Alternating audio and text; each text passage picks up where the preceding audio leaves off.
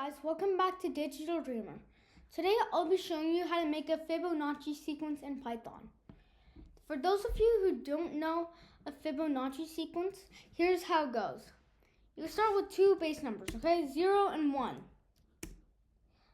Then you add the previous two numbers up to make the next number. 0 plus 1 is 1. And then 1 plus 1 is 2. 1 plus 2 is 3. 2 plus 3 is 5. 3 plus 5 is 8. 5 plus 8 is 13. 8 plus 13 is 21, and so on. Okay?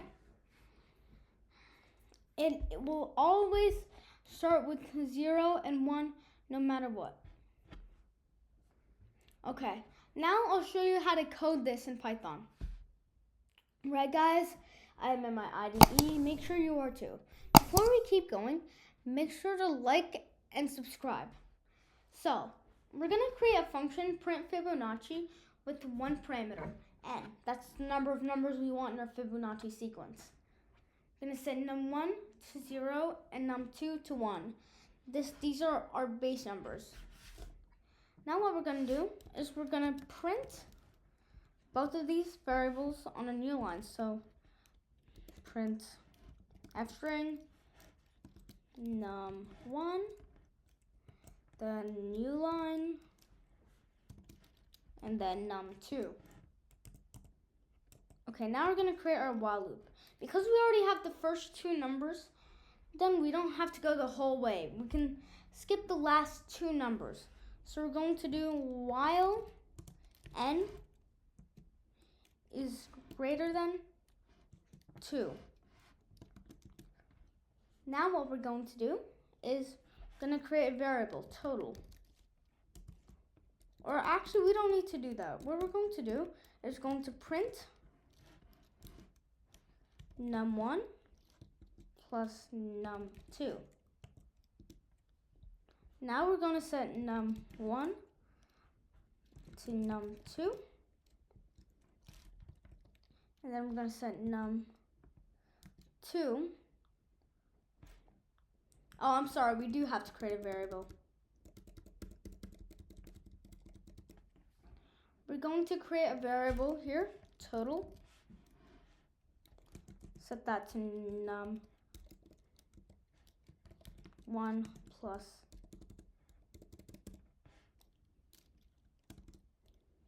num2. Then we're going to print the total. Now what we want to do is we want to set num1 to num2, and we're going to set num2 to the total. Then we're going to decrease n by 1. What this will do is this will create the total of the two numbers for the next number in the sequence. Okay, we'll print that. And then we're going to shift both numbers forward into the next numbers in the sequence, so that num1 is equal to the last num2, and then the num2 is equal to the next number in the sequence, the total, so that we can keep continuing from there. And the n minus equal to 1 is otherwise, without that, this loop will be running forever because n isn't changing, and we're doing while n is greater than 2.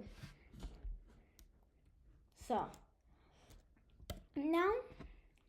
now that's it, okay? We're at the end of the function. We're just gonna do print Fibonacci. We'll do 7 numbers in the sequence. Then we'll run. So, 0 plus 1 is 1, and then 1 plus 1 is 2, 2 plus 3 is 5, 3 plus 5 is 8. We'll do 9 now. Again, 0 plus 1 is 1, 1 plus 1 is 2, 1 plus 2 is 3, 2 plus 3 is 5, 3 plus 5 is 8, 5 plus 8 is 13, and 8 plus 13 is 21. Alright guys, thanks for watching.